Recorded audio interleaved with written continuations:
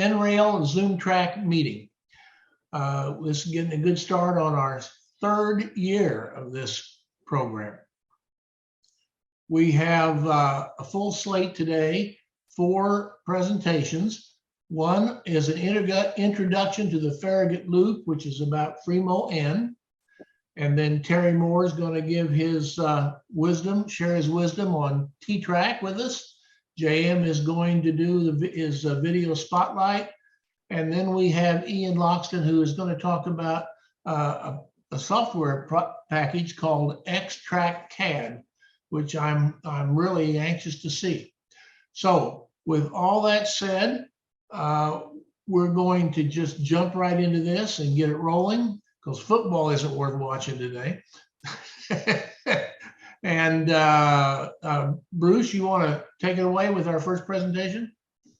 Hello and welcome to a presentation on Farragut loop. This will probably be the first of several videos. I'm not sure how many we're going to end up making. I am working on building Farragut loop following the Free-moN standard. Farragut Naval Training Station is located in northern Idaho, just north of Coeur d'Alene, south of Sandpoint. The Farragut Naval Training Station was a U.S. training center during World War II in the western United States. The base is named after David Farragut, the first admiral of the U.S. Navy and leading officer during the Civil War. The site became the Farragut State Park in 1966. Rail service to Farragut was provided by the Northern Pacific over a 5.5-mile line that connected the main line to Athol. The first freight trains reached the facility in 1942. Farragut was an important place. They did a lot of naval training out there. They had 50,000 to 60,000 troops out there at a time. It was the largest so-called city in Idaho during World War II. Farragut consisted of 6 bases, and there are these ovals right here. And then there's a officer's base here, and then there was a medical facility here. They have firing ranges over here. The railroad came in on this bottom corner right there, and they had a lot of storage facilities. Today, Farragut consists of a state park in Idaho. There's a lot of camping. There is a boat ramp that sits down here. There's a bunch of disc golf courses that sit over here in the medical area and this campground here. There's a bunch of horse arenas right over here. There's camping all over. There's nice campsites. There isn't much left of the railroad. I've got a whole bunch of pictures I'll show you later in the presentation regarding that. Let's zoom in on the railroad. So you see the loop came in right here and came around. There was service to a bunch of storage buildings here, or warehouses here. There is only one building really of any note that is still standing out there. It is the old brig. They've turned part of it into a museum. A lot of it is storage out there. There's some education stuff for kids out there. So there's a wood yard here in the middle. There's a 3-track passing siding yard here. And then you've got the industrial area here. They've got coal storage up there to the north. They do have some blueprints on the wall here at Farragut, showing the various camp, and I've just taken a bunch of pictures of the railroad area. Here's the storage buildings that are to the north of the loop, and here's the coal storage that's up further north. Here's our 3-track yard area. All these buildings are listed as just storage buildings. I've been trying to find pictures of what these buildings look like, see if there was a passenger station, what type of freight houses were out there, and I really can't find anything. All that they've got is these photos of these maps that they've got on the walls. Here's another photo that they had on the wall there at the Brig Museum. Here's a photo of the camp being built. The loop is down here in the bottom corner, I believe. So they really don't, I asked the people there, they really don't know much about the railroad, the volunteers that work at the museum. So I'm still digging for more information. They did have one picture on the wall that really, for train wise, that showed that they used this steam locomotive to actually help build the railroad out there. And that's the only train photo beyond the maps that they have there.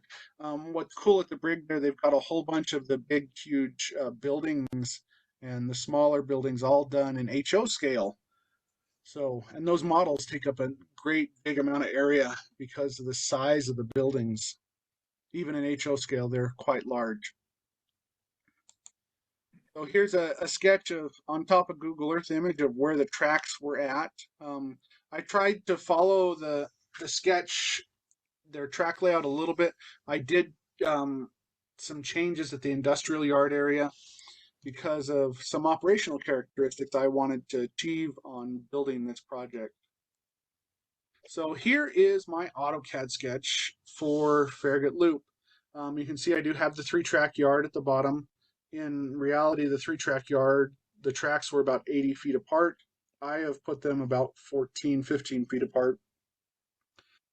The industrial area, I didn't want to model all those industrial buildings, but I wanted to have a place where I could switch out some cars, drop some cars off, and have the implication that there was more to the north. So I do have a 1-track yard, passing track, and then I've got a lead off to the rest of Farragut that is off the module that I'm not going to model. Another thing I was looking at was building this loop, is making this loop versatile so that each piece can be used as a Free-moN module. So I designed the parts. Here is our 3-track yard. It is set up as a junction module and can be used separately from the loop. And actually the middle section of the 3 straights can also be removed and shortened, so it's just about 5 feet long instead of the full 8 feet long. Here is the industrial yard area. Again, it's about 5.5 feet long, and it is also set up as a Free-moN module. It's got 2 Free-moN end plates that both meet the standard. And all 5 of my curves are 45-degree curves, and they are all set up to meet the Free-moN standard and are able to operate individually. I wanted to do this so that I had a home layout, and I'll show you what the home layout will look like here in a minute. But also, if I go to a Free-moN show and we don't need another loop, we do have the opportunity to break this apart and use the individual pieces as different parts of the layout. So I like the versatility that is designed into this. I do have 3 stub end modules that I'm building or I've already built. We've got a yard, a couple Avery staging is a 4-track yard. There is an industrial sidings right here, and then this is a locomotive facility that'll actually be part of a St. Mary's module set, which I'm working on at a future date. So if we get rid of one of the 45s and remove that piece that was in the middle of the big 3-track yard and grab my 3 stub end modules, I can set up this switching layout, which should be fairly fun to operate on. It's about 12 feet long by about 6 or 7 feet wide and fits in the spare bedroom here at my house. So that is one of the things that I wanted to do in designing this, was give myself lots of versatility, be able to change things up and move it around, but still be able to put it back together as a loop if I need it at shows. So I drew everything in AutoCAD. All the parts are drawn in AutoCAD. So I mean parts is in every part of all the modules. All the wood is set up. I've got a cut sheet for it. I figured out all my angles so everything would get cut right. In the end, I was off. My saw was off about 1/4 to 1/2 degree, and so I ended up having to adjust some things. And I'll show you those images in another video, in the next video that'll be out. Here is the little corner piece for the junction. There's a bunch of different sized rectangles. They're different sizes because I had a whole bunch of modules prepped to build and I hadn't built them yet. And instead of redesigning stuff and cutting all new wood, I decided to use what I had pre-cut, and it actually all worked out fairly well and fairly close. So because Farragut is so close, we went out and did some reconnaissance. They have 5 Frisbee golf courses out there, and me and my kids go out there and play Frisbee golf usually once or twice a week. They also have all the campgrounds out there. We've been out camping several times out at Farragut. We really like the lake there at Lake Ponderay. It's a cool, clear lake. It's also really deep, so it stays nice and clean in the summertime. So we are looking north along, probably northeast along the highway here. The main 3-track yard is to the left bottom of the screen, and the main loop continues around through the top corner over there. This is looking south from where that last photo was taken. And this is looking down the main 3-track yard. I mentioned that the tracks were 75 feet apart through here. And so there's a large opening. All the trees in the area were probably cut down at the time. And so all this growth is regrown since the 1940s and 50s. This is looking on the western boundary of the park. We are looking west towards the city of Athol. This is the old Northern Pacific main or branch line roadbed, and it connects back into the BNSF about 5 miles away. This is looking back towards the yard. The main part of the loop continued on this way, and that's where the industrial area was at. We didn't really find a lot of signs of the railroad actually being there, other than the roadbed is there, and we did find these bumps. The bumps right there are the low points, are where the railroad ties used to be. I'm guessing that most of the railroad ties were left in place and just rotted away over the years. I'm guessing also that most of the rail was removed probably in the 1940s or 1950s after the naval base was closed. At the end of the war, they closed the naval base, and it tried to become a community college for a couple years. Various times the Boy Scouts of America used it for a national jamboree site, and finally it was turned over to the state parks of Idaho. We did find one railroad tie, and there it is. I'm standing on the roadbed. I'm probably 10 feet above it right here. We went out and did reconnaissance. I think I took 400 or 500 pictures to get where all the cuts and fills were at, and I'm working on putting cuts and fills on the various modules and stuff, so we get some inclination or some idea of what actually it looked like out there. The roadbed is right here. Here you can see the trees are growing through the roadbed. The parks aren't using this portion as a trail, so it's really not kept up. Here's more of those bumps of where the old railroad ties were at, looking through the main yard. More bumps. There was, through the main yard area, there was a lot of this where the railroad ties had just rotted away. We did find a couple that were in various stages of rotting away. So more bumps out there.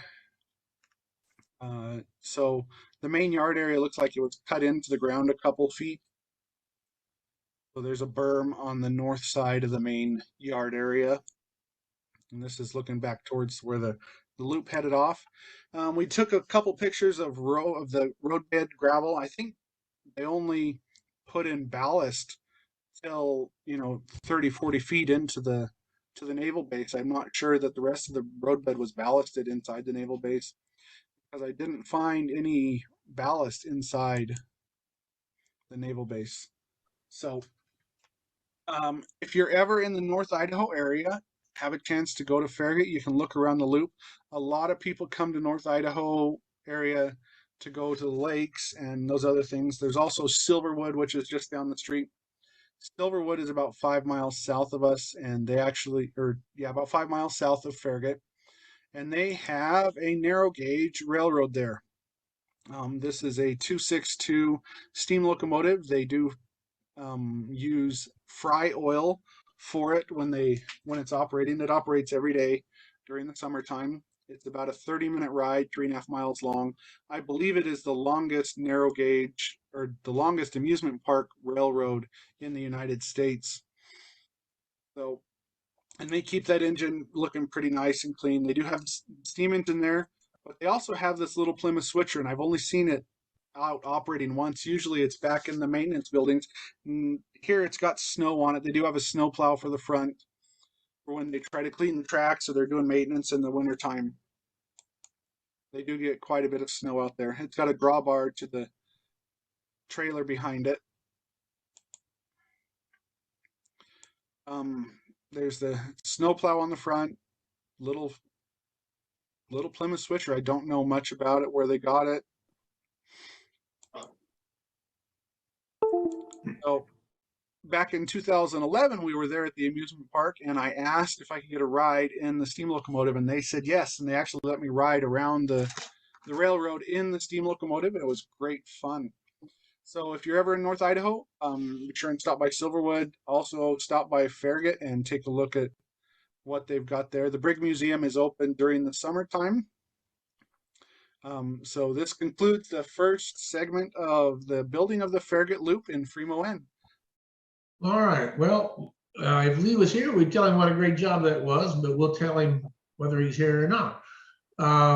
We're going to, just a reminder, if you have any questions, since Lee isn't here to answer them, we'll just you'll have to save them till next month, because he's usually on these presentations, and we'll be able to ask him then.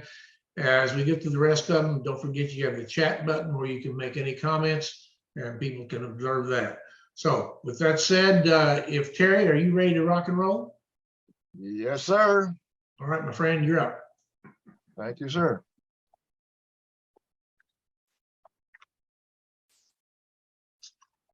The sky is not the limit of your imagination when it comes to skyboards. I'm not a big fan of skyboards, although they can hide the cluttered space between the back-to-back rows of modules. They can also be an unwanted view block. When display can only be viewed from one side or module access from the back is necessary, they can be in the way. In the case above, the display is against a wall and features 3 tracks lengthwise. Without skyboards, the view is like a rural scene, seen from a plane flying overhead. If the modules at the back were anything but a yard, skyboards could be used on the backwards facing modules. But if you're going to enter a module contest, you will want to include skyboards. I'm sure this unique wall background helped these beauties win that Best of Show award.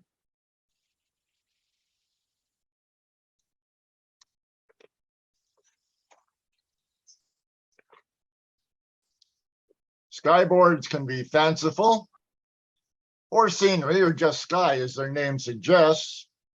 Or if the module is a dedication, they can be an informative storyboard telling the spectators about the modular presentation. When I started with NTRaK, I didn't want sunny day blue sky. Everyone has sunny blue sky. So I had an artistic friend paint some stormy skies on my skyboards. She has passed on now, so now I needed a new idea for my skyboards. I would never be happy with anything I'd create, so I let Mother Nature do it for me.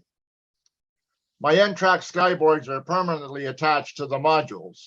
Skyboards can be removable, and they can be made with any sheet material: wood, plastic, heavy paper, metal. They can be painted, photographs, printed commercial products, and can include cut and paste details. But they need not be painted or glued onto heavy wooden pieces for structural support. Got a camera?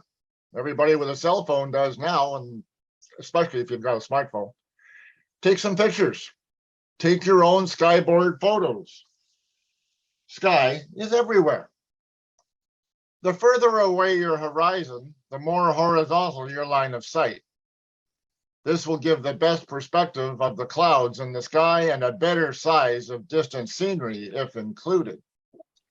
If the horizon is too close, you will be looking up at the sky at a greater angle, resulting in a picture of the bottoms of the clouds. For realistic photos for backgrounds, that's not the perspective you want. Any scenery that may be included will be too large to resize for use as a background. Since everyone has a different computer programs and skills, I am not going to tell you how to crop, resize, and otherwise fiddle with your photos as you create your backgrounds. My idea here is to take your photo that you fiddled with to create your skyboard and have it printed in the size you require at a print shop. Now, these will require special paper sizes, but an 11 by 17 inch sheet of paper will be large enough for a single module skyboard. And have them laminated with clear plastic, the thicker, heavier type.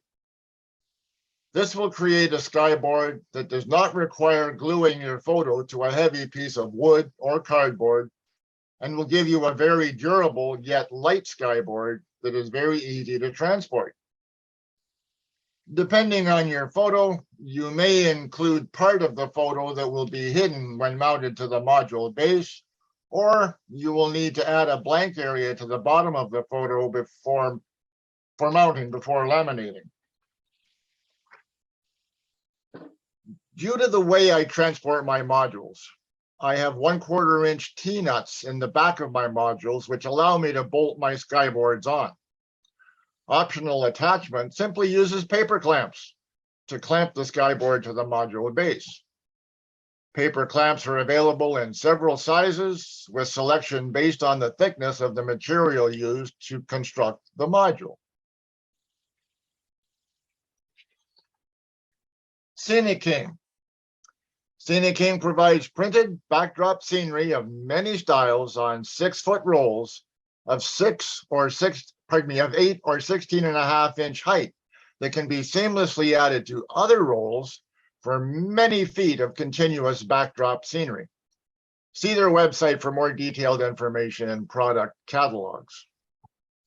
Since Scenic King backdrops are printed right to the bottom of the sheet, 2.5 inches of material needs to be added to the bottom for attachment to the module base. Looks like a nice day at what appears to be crop circles are discovered and investigated in this farmer's field.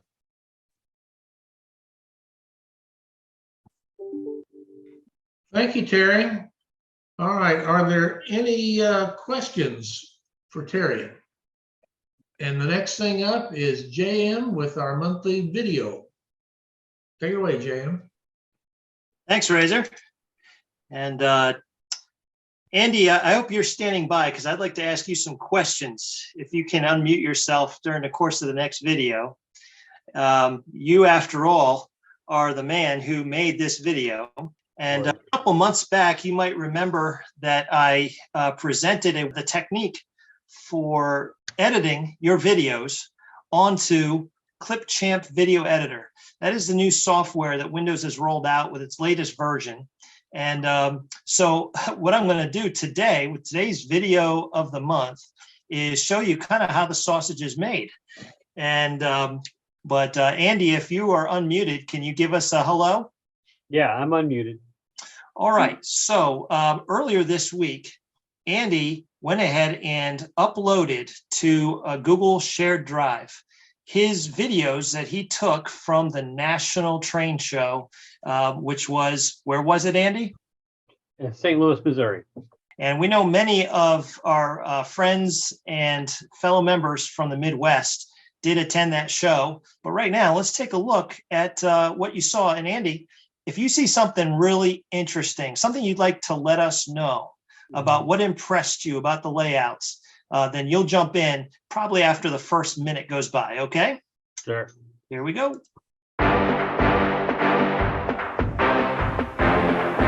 I'm going to click the big screen here.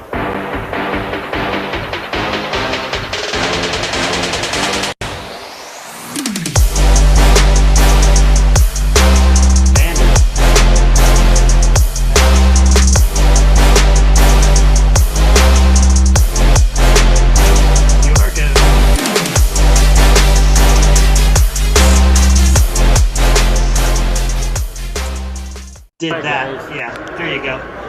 We're here at the National Train Show, and want to kind of show off the Gateway NTRaK guys and the work they're doing.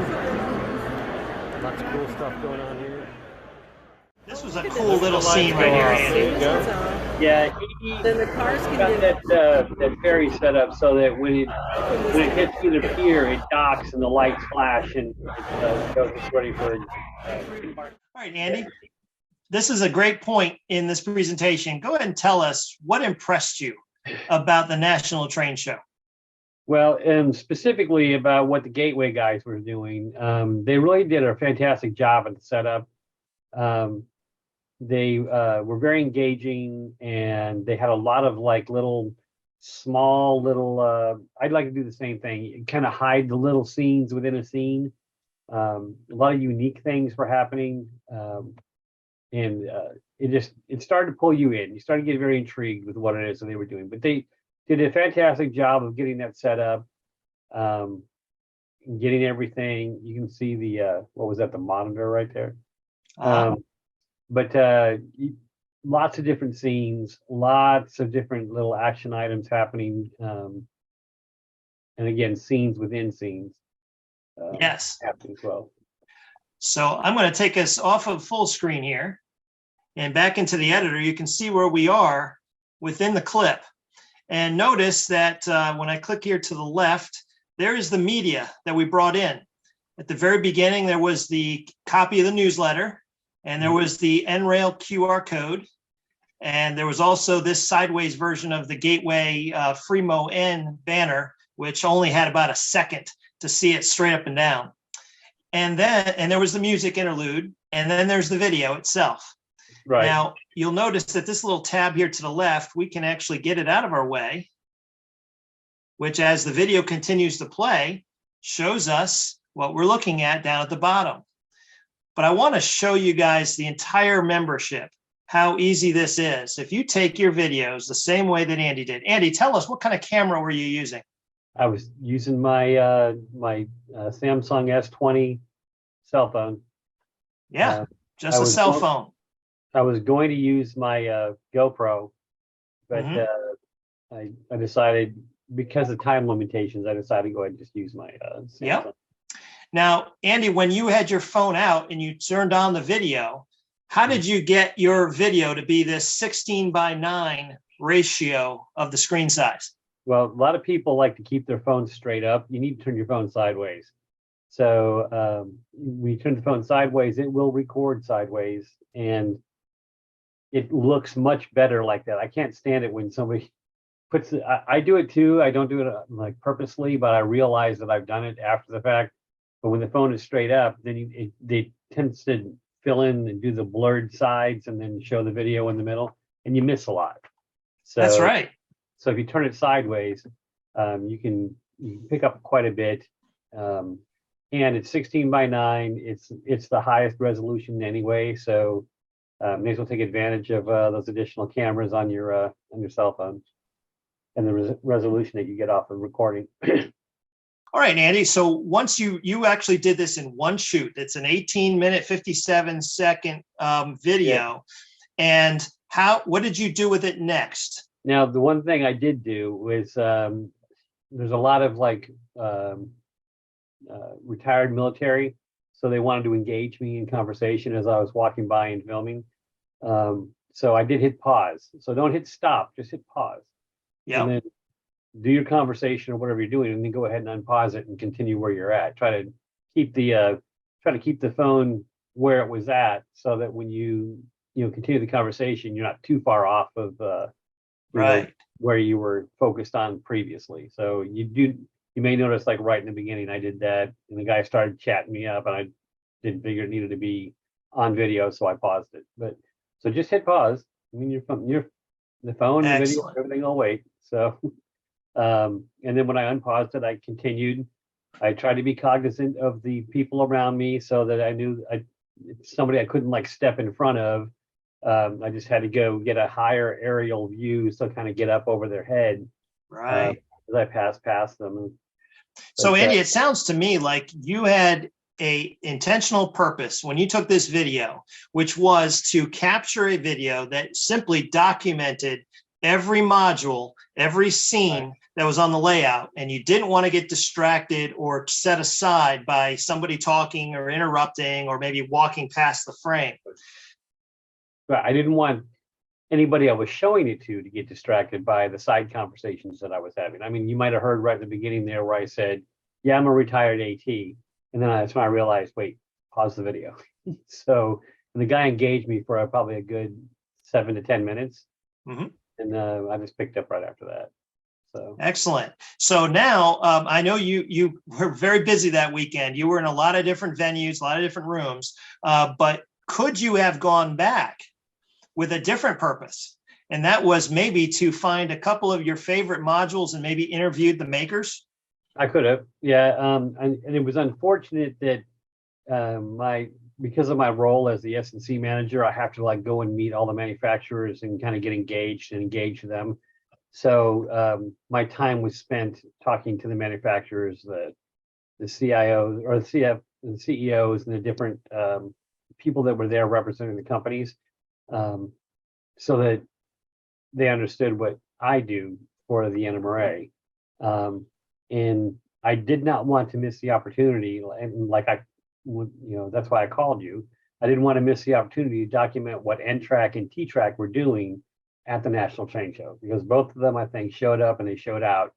They really did a really great job of representing the NRail community.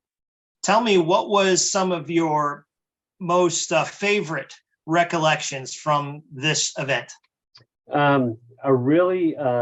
I liked the submarine setup that he had within that NTRaK layout, and I also liked the ferry, the way he did that. That kind of gave me some ideas for stuff that I might want to do in the future.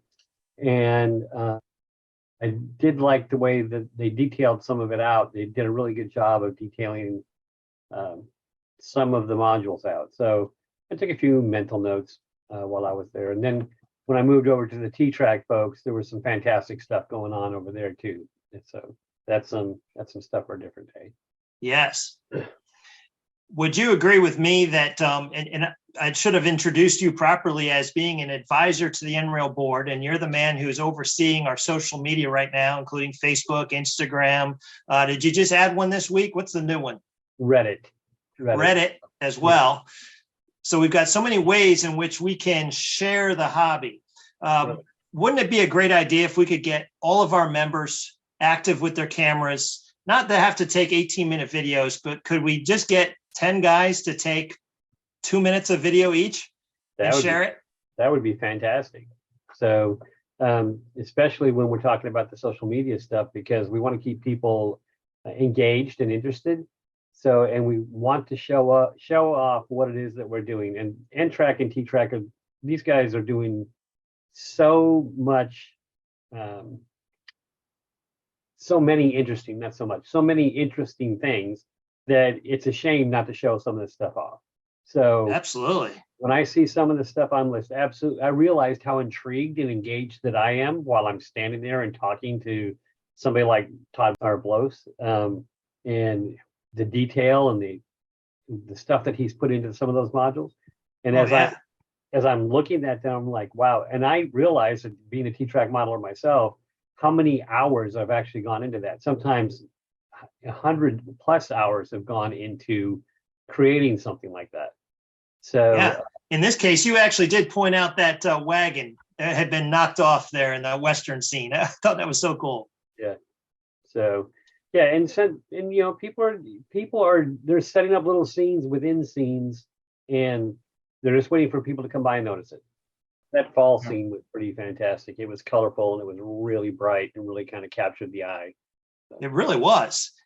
There was one other point I wanted to make. I started researching this yesterday, on Facebook. Where are all the videos that we know that people are already taking? And I noticed that a number of us are already members of the N-Scale Railroading page on Facebook. And that page has 15,800 members on it as of yesterday. And I'm thinking to myself, many of those members are putting their videos out on social media on Facebook. And sadly, there are many people who've decided Facebook ain't for them and they don't go there. So they never see those videos. You agree with me, Andy? Would it be cool? And maybe this is my lead in to the conclusion. You as our social media guy, could we find a way to get some of these guys that are out there, that 15,000, to come over and join us too on the NRail Facebook and Instagram and Reddit sites? A lot of times if you just share their stuff out, we get notified that their stuff got shared out. So then that causes them to go look. And then when they go look, they're like, hey, this was like, this Reddit site actually has some pretty cool stuff on it. So I'm just going to share it here. So they share it on Reddit as well as on Facebook, because Facebook isn't for everybody. I mean, if you're looking for a younger demographic, you need to be on Snapchat or Reddit or is it TikTok? TikTok, that's what I was going to say. So, and and that's one of the other things I was looking at doing. I'm like, do I need to start at like a TikTok site for for NRail? And we start posting all of our videos up and doing the little shorts and stuff like that, so that people can see that, and that'll get a younger demographic. So I have a TikTok account, but I just haven't like posted anything to it or done anything with it right now. Yeah. Well, I'll wrap this up with Brett Isaacs just put a comment in the chat, and he said, well, out of that 15,000, to be honest, there's about 2,000 to 3,000 that are really active. Andy, I appreciate what you did by putting together this video. Again, I'll tell everyone in the room, go back to our YouTube channel, the NRail channel of N-Scale Model Railroading, and we will have Andy's video as the video of the month for the month of September. And with that, Razor, we're going to kick it back to you. Thank you very much.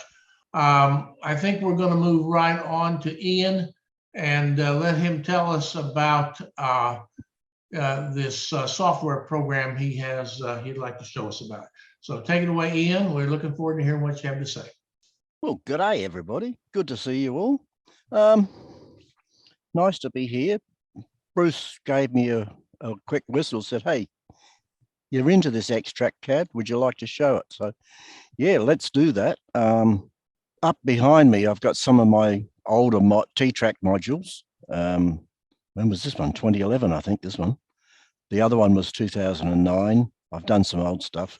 But I started building my track like, I don't know, I don't think I'd want to ask everybody to put their hand up, for my first son. Geez, how many of us fell for that trick? That was back in 77. I bought it before he even came out. A little, I think it was a little model power box with a freight train or something silly. It never got made. Up alongside of me, I bought a Pico box of track. It's still in the box. Until I saw, we have a big 3-day train show in Adelaide every annual year, June. And I saw T-TRAK and I thought, damn, I could have a layout. Slowly, piece by piece, put mine into the other people's. I got a layout because there's no way I was going to have a big layout. There's just no room for it, nowhere to store it. So a little while after that, someone got me hooked on the mentioned X-Track CAD. So my first layout was made in X-Track CAD back in 2009, I think it was, my first design. And if all of this had been done on paper, I don't think I'd have the room to store it, because one of the traps with software to help design tracks and things is that you design tracks and things. You come back the next day, oh, good, what if I shifted to do that? Or what about if I ran around here? How would that work? And you end up with things like, and you bring up quite a big layout and you wonder, how'd you get started? And everybody looks at it and say, I mean, you can't do that. But it's like back in the days when I used to go to the T-TRAK shows and do a demo, I'd tell them, I'd pick up an empty one, and I say, look, it's just a box. If you got the tracks in and the tracks out, what you do in the middle is yours, do what you like, as long as the tracks run in and out, and away you go.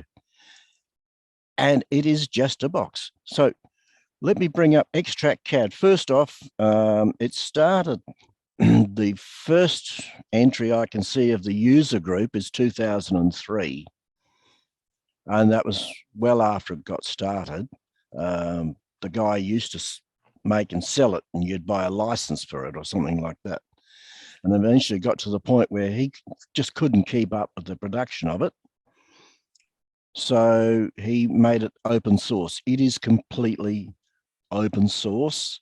And the changes, there's a team, probably about 5 main developers that are working on it. I think it's C++, C++ or something. They're developing it. And it's, I don't know how many downloads it's had. It could well be right up into the 6 digits by now. It's, the thing is, downloads don't equal the users. It's one of those things. People try X-Track CAD and they say, it's too hard. Like most of the other things are, it's too hard. There's some things it doesn't do. I know people keep trying, and we're getting close to it, to be able to do 3D on the screen. We can do elevations, and there are subsidiary programs that do 3D. Another thing that we'll do, you can take a plug-in and go straight into JMRI to do your control panel, if you like. There's a mix someone's done between the two, because the file is basically text. So it's pretty easy to do. All right. So the other little thing that's important is it works in Windows, it works in Mac, and it works in pretty well all forms of Linux, and it changes. So let's bring it in, and I'll show you a blank screen. And what I've done, I've gone to 1280 by 730 just so that it looks a little bit bigger and shows up better on the screen. So there we go. This is what I got from Bruce. Now we have it. There's a lot of buttons, but it's become a pretty extensive program. It's able to do a lot. One of the first things when people get to it, they say, well, what do I do? Where do I go? Well, there's been some very extensive help and search for help and tip of the day.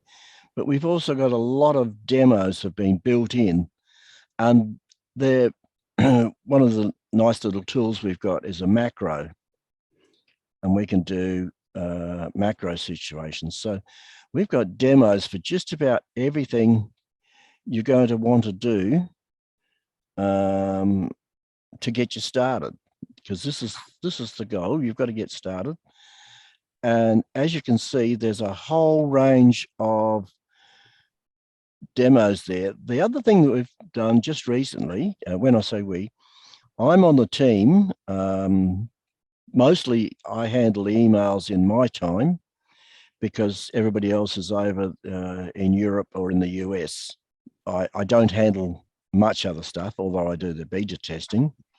But we've done this, and I'll show you so that people can start off with some idea of what it does. So this takes you into the examples, and you can see there's, I forgot to tell you, this will do everything from T-TRAK, N, as well as there's the ability to draw out your electricals. So you can have one of your layers, so everything's locked in different layers. You can have one of your layers there showing where you've got your wiring going. Another layer can show your bench work, where all of that's going. So you can break it down and put everything on your layout, what you wanted. It can be a modular, it can be take a room layout. Some of these bigger ones, let's pick the first one, and I'll just zoom right into the bullet. Now that's a fairly detailed layout, isn't it? That's a pretty good one. And look, he's got trees and put everything. We've put these in, we've all put it, I've got some of my tracks are in there as well. We put these in so that when you start, you can look through it and say, oh, that's a good idea. Oh, how do I do that? And then you can delve in. These are fully working layouts that people have put into the system so that you can get started on these things. Show you a very quick parameter file. No, I'll shift it over there. The library. And we go. So here we go. These are just some of the parameter files that are already built in so that someone can start and anyone can add to these parameters. If you've got something that's a little bit obscure or you've got a piece of track that you say, oh, that's not there, you can go in, design it, add it, and it's released to everybody. There's all your Walther stuff for those that use that stuff, woodland scenic structures. It's all there that you can find 302 parameter files so that you start off from day one being able to use what you've got. So the goal with this, you start off, you'll set up your room width. At the moment, this is just set up for me. So when I say scale, I hope you can see on there. I hope is it large enough for you guys? Can you see that, guys? Yeah. Yeah. So you can see you've got a large range already built in N1 standard. There we go. And we can do NN3 and NM. So it's already built in. It's whatever you want it to be. So let me go back into mine and I'll put some drawings on there. Okay. And I'll bring it up onto the screen. Now that looks a little bit crazy, but the thing is, this is all, if I turn off 3, 10, 11, 12. I wish we had a command to turn all layers off. I've asked for it, but I don't know how to program. So you can see, there we go, all layers off. So you just start off with drawing your box. Where are we? There's one box. I'm going to cut off. That's basically a double T-TRAK module. And you just draw your box. You could, if you wanted to, bring it in. So we'll go File, Import a module, and where are we? XTI. It's an XTI file. Oh, anyhow, we've got the 3 main templates already in for NTRAK with a single, a double, and a triple line. So you're not starting off from scratch. Pretty well, all the modular stuff has been done along the way. So you start off with the module. Let me bring it all on at once. These are my outer modules. Now this one is, I don't know what you want to call it, a large, is it? This is a double-sided track. If I put in my T-TRAKs, my main lines, you'll see that it's a standard here. What I've done here is, because I'm running a canal line, I've gone outside of the norm. This actually hangs out in the aisle a little. This piece is, I don't know what it is in imperial measurements. I can't tell you. I don't run them. 930 wide, triple module. It's 835. What do we say? Is that called deep to you guys?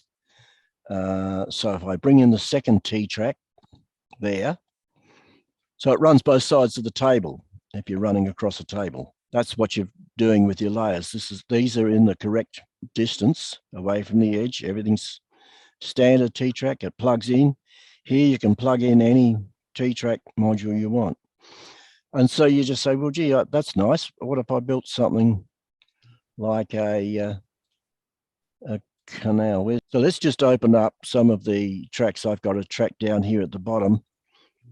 Believe it or not, this part of a track running underneath the T-TRAK is something that I started developing in 2009 and just following the theme on. And so now you can see these are hidden tracks in a tunnel. You've got some points. The thing that you are not seeing is this is cog rail. I've got some Fleischmann cog N. This one's already starting to climb up at 14.7, 11.7 grade. So this is not your normal layout by any means. This one's fairly flat because it's only running across the top. And then I come into the station.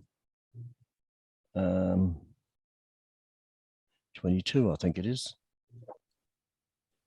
Some people have it all set up.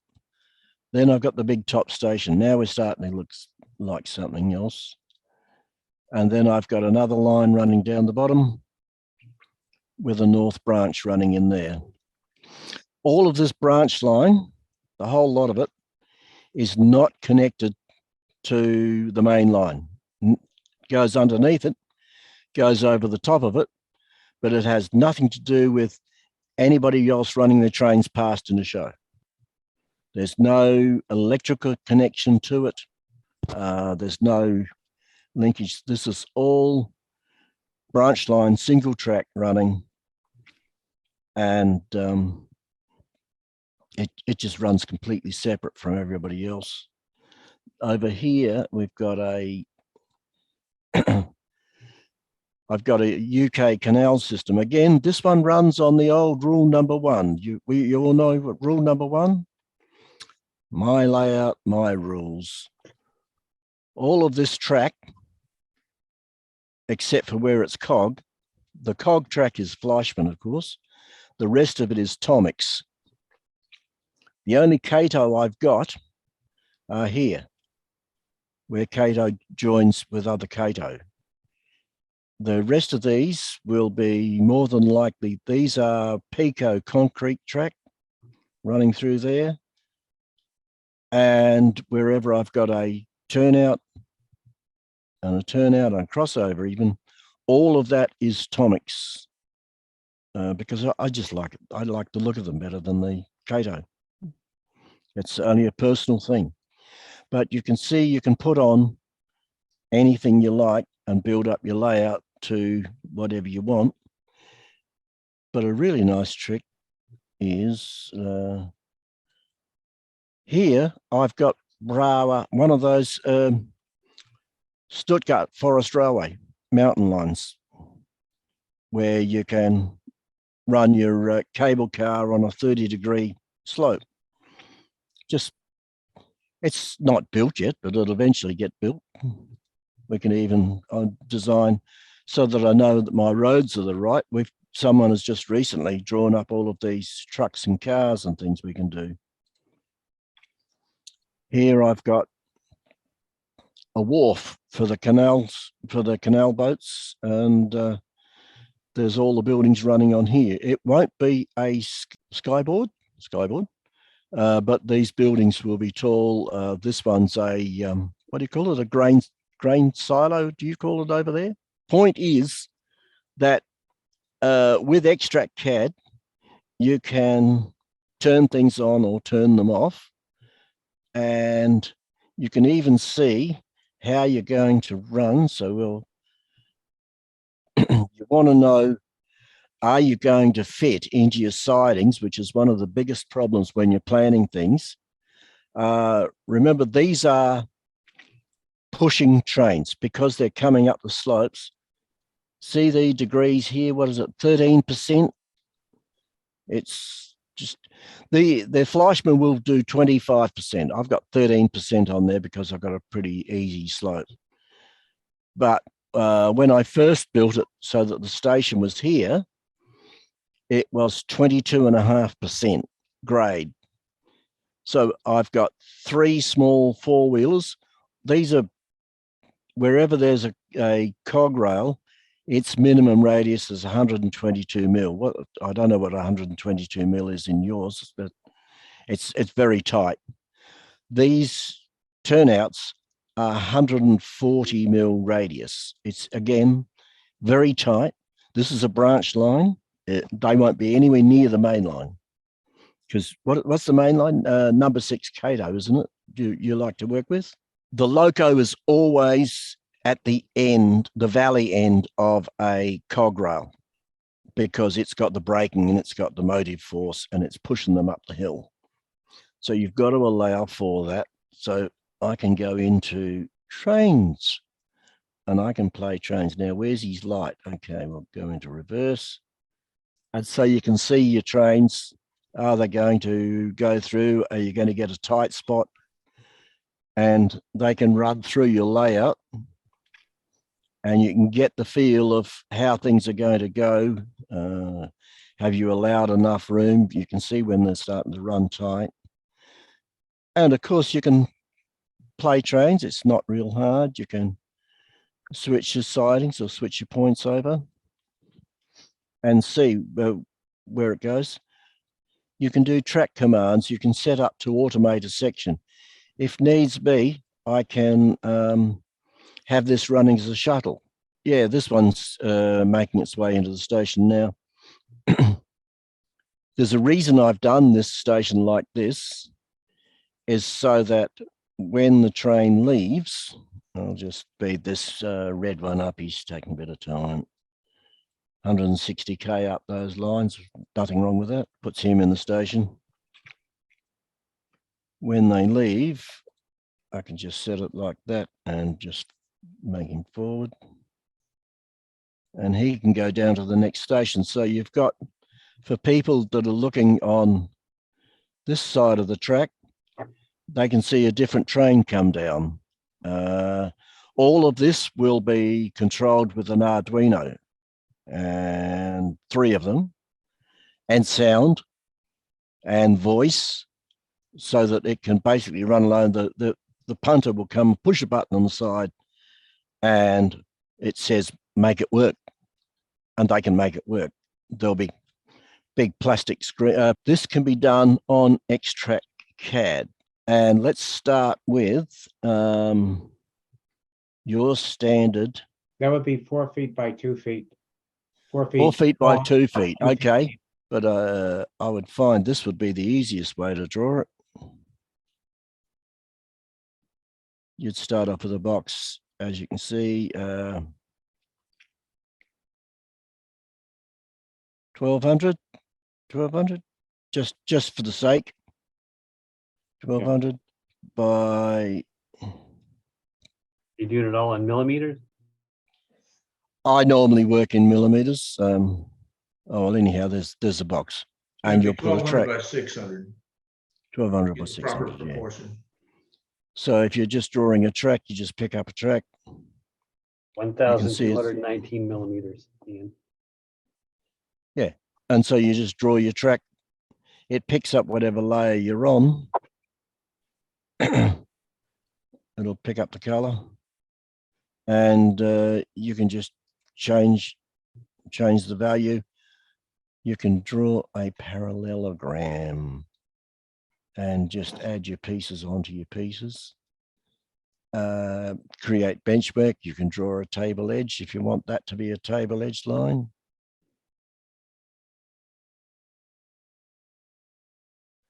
And it identifies itself as a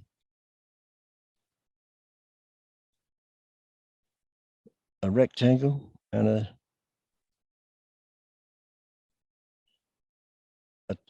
table edge. So you know what your different pieces are.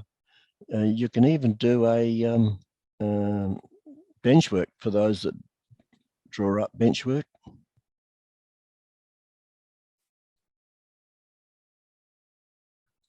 So to speak.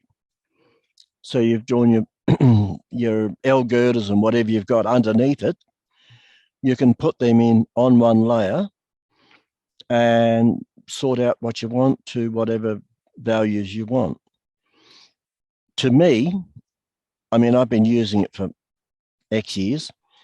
It's just commonplace, but with the help that we've got and the demos that we can run, we can get people started, and it will run through, and I'll do it speed fast. And so it'll take over the macro and show you step, step, step, step, step, step. I just keep stepping this, how it will show you where to go and what to do, etc. It's all there, pretty well detailed. You've also got all of your tracks that you can bring down. Well, not when you're in the macro. I've got to get out the macro now. And if you've got particular features, now I've got a stack of stuff because I'm doing a lot of stuff, but you can bring down a turnout and put your turnout onto the track, and it becomes part of it. And there it is, all part of it. You can zoom in, West Control Plus, and I'll shift down to that place, drag up, drag. So it automatically places it within your track work if you're using FlexTrack or whatever you're using. You just you can build it in straight track if you want. You've got all of your straight track pieces, place them where you need to. It's got some neat things when you're doing your T-TRAK and that lines, you set your separation. So I pick up the separation on 33. Now 33 is what I need for Cato. So there's my track at the Cato separation. And you just repeat your track. If you needed a third one, you just click down from it, and there it goes. It doesn't matter if you've already done a curve.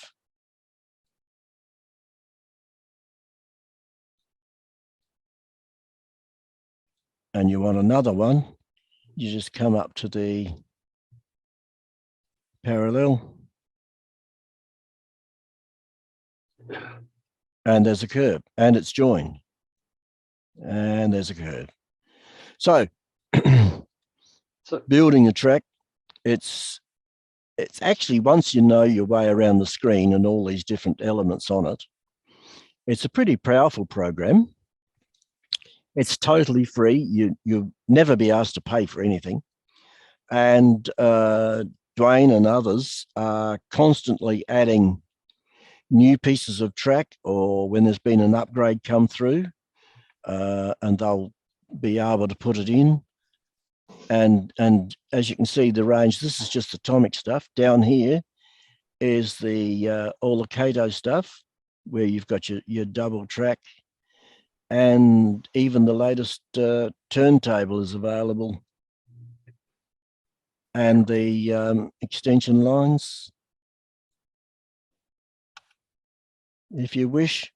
It's basically, you can run it out of the box as soon as you download. Your downloads are free, as I say, and you'll find people in the help group are able to assist you with just about any question you've got to get you started. I'll stop it there. I'll throw it open to any questions. I'm not sure how we're going for time. It's just about done, I think.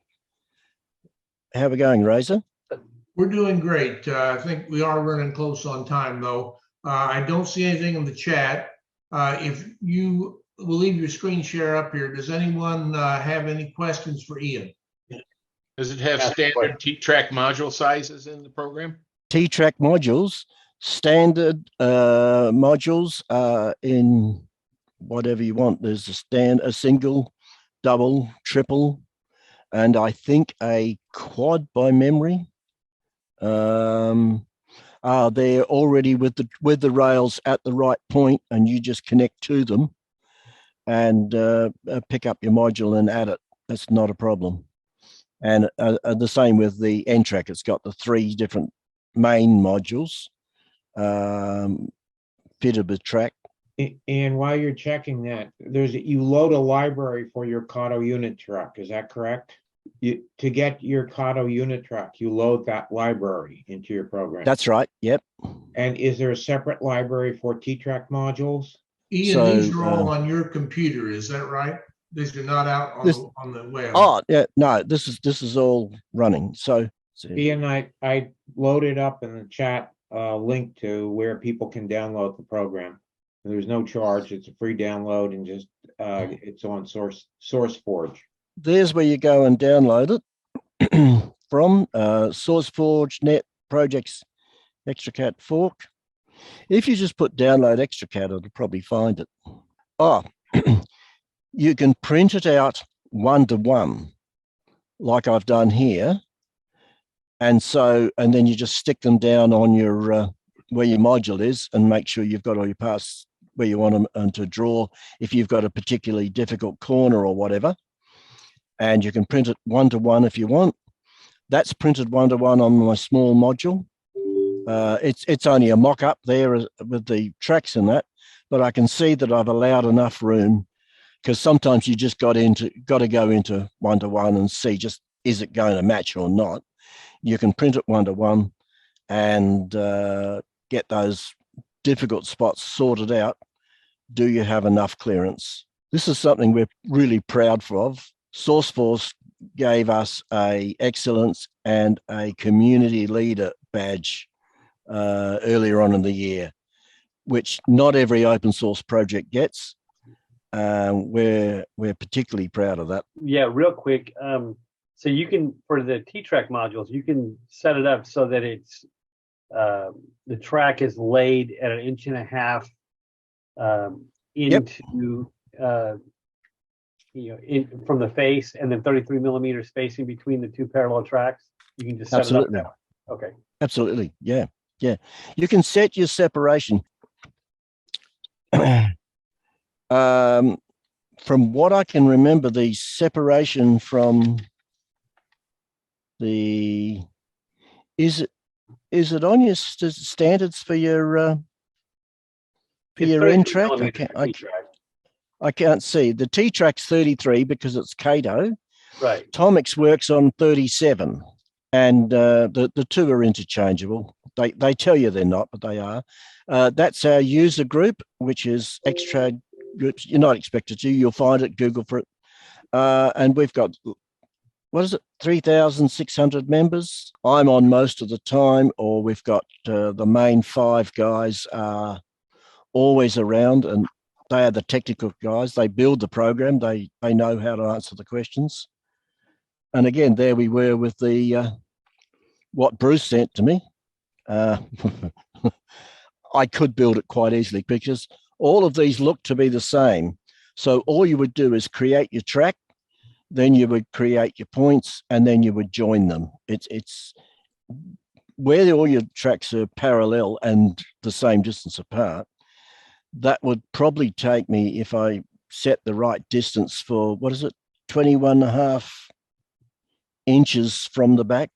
If I set that, once I set that, what's this one? That's the right color, isn't it? That one. That's the front. Once I set that to the right spot, it's then go click, click, click, click, click, click, click, and create those tracks. And then you add the turnouts as you need, because you've got the full library there, and just shoot them off. That's probably a number 4 by the look of that. These would be 6s, I would imagine. All right. How's Well, that? Ian, this looks very interesting, and I think there's a lot more that we can explore on this on our own. And Yep. as we get into it, we'll probably have a lot more questions. Is there a way? Do you have an email, and can people contact you if they have questions? Absolutely. I'm pretty well always on Facebook for those that do Facebook. There you go. I don't Instagram or TikTok yet. I'm just not into doing that. I have my own YouTube channel as well. It's well worth it. It's very good. Let me tell everyone that next month's meeting is on October the 15th. Same bat time, same bat channel, as they used to say in the old days. And we will have a full program for you again next month. We're always, we'll make our promo, we're always looking for presentations. If you have something that you would like to share with the rest of the NTRaK and NRail and T-TRAK, any of our N-scale areas, we would love to have you get a hold of us. You can contact us at NRail Leadership, and we'll be glad to see if we can get you scheduled for an upcoming ZoomTRAK meeting. So with that, Ian, is that, see on the chat, Ian's got his